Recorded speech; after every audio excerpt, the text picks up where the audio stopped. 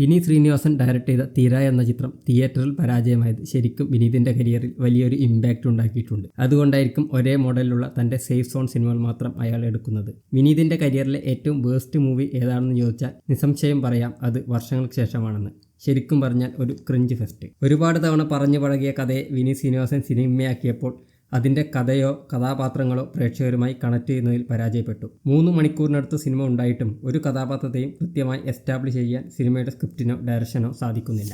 അല്പം ലെങ്ത് കുറച്ചിരുന്നെങ്കിൽ തന്നെ സിനിമ അല്പം ഭേദപ്പെട്ടേനെ എന്ന് തോന്നി. അഭിനേതാക്കളുടെ കാര്യത്തിലേക്ക് വന്ന ചെറിയ റോള് പോലും ചെയ്തിരിക്കുന്നത് അറിയപ്പെടുന്ന നടന്മാരാണ്. ആസിഫ് അലിയുടെ ക്യാമിയോയും നിവിൻ പോളിയുടെ എക്സ്റ്റൻഡഡ് ക്യാമിയോയും ചിത്രത്തിലുണ്ട്. പക്ഷേ പ്രധാന കഥാപാത്രം ചെയ്ത ധ്യാനും പ്രണവിനും ആ ക്യാരക്ടർ ആപ്റ്റായി തോന്നിയില്ല. പ്രത്യേകിച്ച് പ്രണവ്. വയസ്സന്മാരായുള്ള ഇവരുടെ മേക്കപ്പ് വളരെ ശോകമായി പോയി എന്ന് പറയാതിരിക്കാൻ വയ്യ. പണ്ട് സ്കൂൾ നാടകങ്ങൾ ചെയ്യുന്ന മേക്കപ്പിന്റെ ലെവലായിരുന്നു പ്രണവിന്റെ വയസ്സായിട്ടുള്ള മേക്ക് ഓവർ. ദാനിൻ്റേത് അല്പം ബെറ്റർ ആയിരുന്നു. പക്ഷേ ആ ഒരു പ്രായത്തിന്റെ ബോഡി ലാംഗ്വേജ് കൊണ്ടുവരുന്നതിൽ രണ്ടുപേരും പരാജയപ്പെട്ടു. കല്യാണി പ്രിയദർശനൊക്കെ സിനിമയിൽ ഒന്നും ചെയ്യാനുണ്ടായിരുന്നില്ല. ഇനി നിവിന്റെ കാര്യത്തിലേക്ക് വന്നാൽ അത്തരത്തിലൊരു റോളിൽ ആളെ കാണാതെ കുറച്ച് കാലമായതുകൊണ്ട് ഒരു ചെറിയൊരു രസം ഉണ്ടായിരുന്നു എന്നതിനപ്പുറം അത് സിനിമയെ ഒരു രീതിയിലും മികച്ചതാക്കുന്നതിൽ സഹായിക്കുന്നില്ല. ബേസിൽ ജോസഫ് തൻ്റെ റോൾ നന്നായിട്ട് തന്നെ കൈകാര്യം ചെയ്തിട്ടുണ്ട്. സിനിമയുടെ തുടക്കത്തിൽ തന്നെ ക്ലൈമാക്സ് പ്രെഡിക്റ്റ് ചെയ്യാൻ പറ്റുന്നു എന്നത് സിനിമയുടെ ഒരു പോരായ്മയായി അനുഭവപ്പെട്ടു. അതിലേക്കുള്ള യാത്രയിൽ പ്രേക്ഷകനെ പിടിച്ചിരുത്താൻ ഒന്നും തന്നെ സിനിമയിൽ ഉണ്ടായിരുന്നില്ല. സാധാരണ വിനീത് ശ്രീനിവാസൻ സിനിമകളിൽ നല്ല പാട്ടുകൾ ഉണ്ടാവാറുണ്ട്. പക്ഷേ ഈ സിനിമയിൽ ജ്ഞാപകം എന്ന പാട്ട് മാത്രമാണ് മനസ്സിൽ നിൽക്കുന്നത്.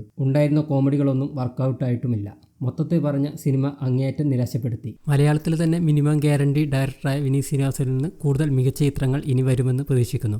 വർഷങ്ങൾക്ക് ശേഷം എന്ന സിനിമ കണ്ടവരാണ് നിങ്ങളെങ്കിൽ സിനിമയെക്കുറിച്ചുള്ള നിങ്ങളുടെ അഭിപ്രായം കമൻറ്റ് ബോക്സിൽ രേഖപ്പെടുത്തുമല്ലോ. മറ്റൊരു വീഡിയോയുമായി വീണ്ടും കാണാം.